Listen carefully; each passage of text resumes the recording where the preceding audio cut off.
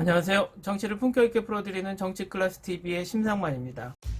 오늘은 불평등과 함께 성장하는 한류란 제목의 터키 한류 기사를 살펴보겠습니다. 터키에서 작정하고 한류 특집 기사를 낸 것처럼 아주 세세하게 한류에 대한 전반적인 부분에서 정치적인 부분까지 소개하고 있어 한 번쯤 볼만한 기사인 것 같습니다. 정치클래스TV를 많이 시청하신 분들은 이제 세계 한류 기사가 앞부분에 어떻게 시작하는지 패턴을 아실 겁니다. 오징어 게임, 기생충, BTS를 꼭 한 번씩 짚고 시작합니다. 이 기사도 같은 패턴이지만 조금 다릅니다. 일단 어떻게 다른지 기사를 보시겠습니다. 1990년대 시작된 한류는 최근 몇 년간 전 세계를 휘젓고 있습니다. 계급 불평등이 주목받는 한국에서 제작된 영화와 TV 시리즈는 수백만 명이 시청합니다. 한국의 영향을 가장 많이 받은 국가 중 하나는 터키였습니다. 많은 한국 TV 시리즈와 영화가 터키에 적용되었습니다. 한국 미디어에 대한 관심이 최고조에 달했습니다. 전 세계를 휘감는 한류는 수십억 달러의 가치를 창출합니다. 2012년에 발매된 싸이의 강남스타일 노래는 유튜브에서만 40억 번 이상이 청취되었습니다.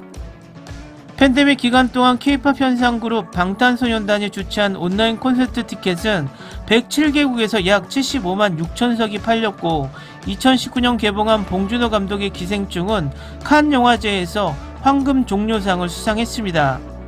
제92회 아카데미 시상식에서 작품상, 감독상, 국제영화상, 각본상을 수상했습니다. 한국이 세계에 마지막으로 선보인 현상은 넷플릭스에서 공개된 오징어 게임이었습니다. 2140만 달러에 불과한 이 시리즈는 넷플릭스에서 8억 9100만 달러를 벌어들였습니다. 수십만 K-POP 팬이 한국 열풍에 참여하고 있는 터키에서도 흥행했습니다. 제93회 아카데미 시상식에서 터키의 7번째 후보 와이드 기적은 한국 영화 7번 방의 선물을 각색한 것입니다. 이 영화 외에도 미라클 닥터, 체리 시즌 등의 작품도 한국 작품에서 각색되었습니다. 테드 대학 교수 닥터 칼렘 콜레다 로울러는 한국이 1960년에서 1990년 사이에 엄청난 경제 발전을 이루었다고 말했습니다. 한편으로는 계획적인 경제 발전이 이루어졌지만 다른 한편으로는 민주주의와 인권에서 벗어나 시민사회를 배제한 경영 모델이 선호되었습니다. 그러나 독재 정권에도 불구하고 이 기간 동안 상당한 시위가 일어났고 1980년 광주항쟁 같은 일부는 매우 큰 유혈 사태를 낳았습니다. 권위에 대한 저항은 다양한 계층의 지지와 1987년 민주주의로의 이행으로 사회적 혁명을 강화하는 결과를 낳았다고 말했습니다. 콜레다 로울러는 한국에서의 사회운동이 강력하다고 지적하면서 다음과 같이 말했습니다. 2016년 박근혜 전 대통령 탄핵 당시 일어난 촛불 시위가 대표적입니다. 또한 한국에서 수행된 연구에 따르면 사회단체에 대한 신뢰가 정당 등의 기관에 비해 상당히 높은 것으로 나타났습니다. 콜레다 로울러는 한국 사회생활의 모든 측면에서 경쟁이 있었다고 강조하면서 생활의 모든 영역에서 경쟁과 스트레스와 같은 요소가 대중에게 압력을 가합니다. 예를 들어 한류의 발전 과정을 감안하더라도 K-POP 그룹 간의 경쟁이 상당히 높다고 할 수 있습니다. 자본주의의 중요한 요소인 경쟁은 요컨대 삶의 모든 면에서 그 존재감을 느끼게 합니다. 그러나 사회 경제적 불평등과 부패와 같은 문제로 인해 때때로 시위가 발생할 수 있습니다. 1987년 민주주의로의 이행의 해에는 노동자, 종교단체, 대학생 특히 남서부 지역의 상당수가 권위주의적 통치에 반대하여 저항을 일으켰습니다. 콜레다 로울러는 한국과 터키의 유사점에 대해 다음과 같은 표현을 사용했습니다. 그리고 광범위한 민주화 전선을 만든 종교 부분, 오늘날 우리 시스템 논쟁을 통해 터키에서 유사한 저항이 형성되는 것을 봅니다. 이념적 토대 위에 좌에서 우로 서로 다른 분파들이 모여들면서 민주주의적 의원내각제에 대한 요구가 점차 높아지고 있는 것으로 보인다고 말했습니다. 한류 확산의 가장 큰 요인 중 하나는 K-POP이었습니다. 음악작가 에이스 울루섬은 한국의 음악그룹 방탄소년단이 이끄는 세계 음악산업에서 K-POP의 위치에 대해 스포티파이 사용자는 전세계 9,600만 곡의 재생 목록에 K-POP을 추가했습니다. 온라인 콘서트가 팬데믹 기간 동안 티켓 판매에 어려움을 겪고 있는 가운데 지난해 6월 방탄소년단의 온라인 콘서트는 전 세계 107개국에서 75만 6,600장의 티켓을 판매했습니다.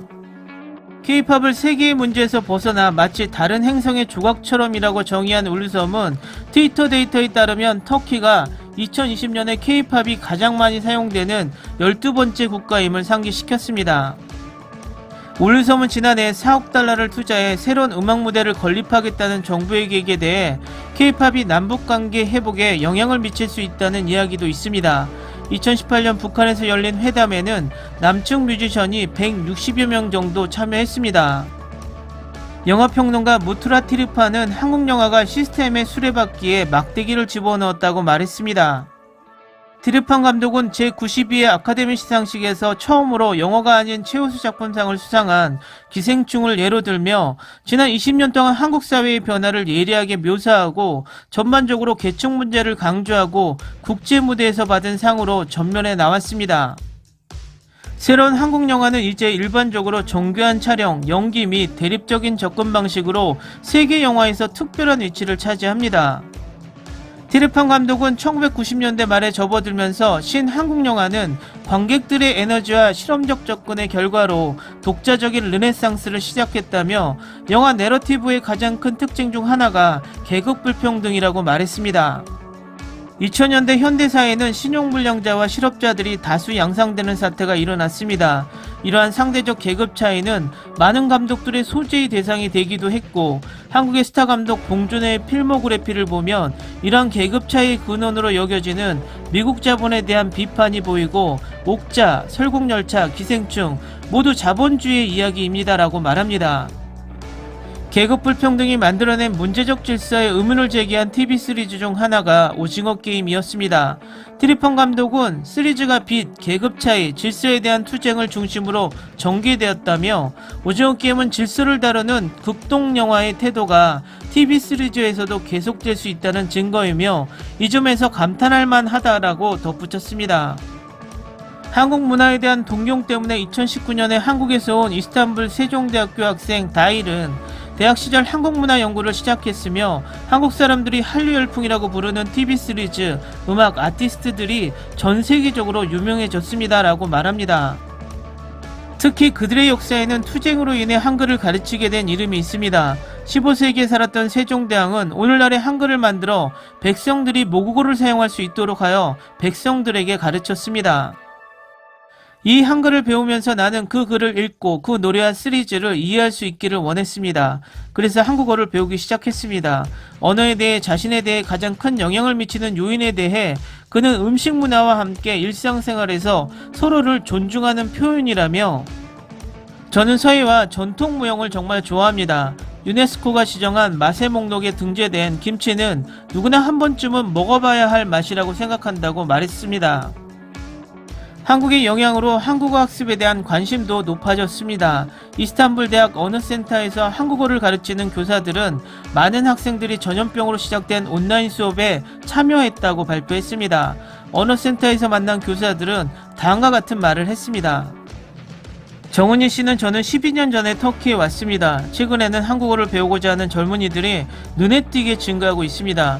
처음 왔을 때 중국인입니까? 일본인입니까? 라는 질문을 받았습니다.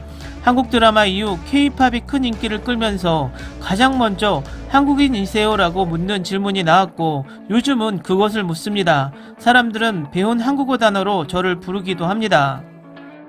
김재욱 씨는 터키에서 5년 동안 한국어를 가르쳤습니다. 대유행으로 온라인 수업이 시작되면서 우리는 이스탄불 외부의 많은 학생들에게 한국어를 가르치기 시작했습니다. 한국 영화의 성공 이후 모든 연령대의 사람들이 한국 문화에 대해 궁금해하기 시작했습니다. 정은경 씨는 최근 한국어에 대한 관심이 많아지고 있습니다. 저는 터키에서 21년 동안 살고 있습니다. 이러한 관심에 부응하여 재교육을 받고 한국어 교사가 되었습니다. 황명희 씨는 예전에 여러 나라를 여행한 적이 있어요. 그러나 터키에 와서는 매우 편안했습니다. 사람들은 매우 친절합니다. 한국어와 터키어는 실제로 서로 매우 유사합니다.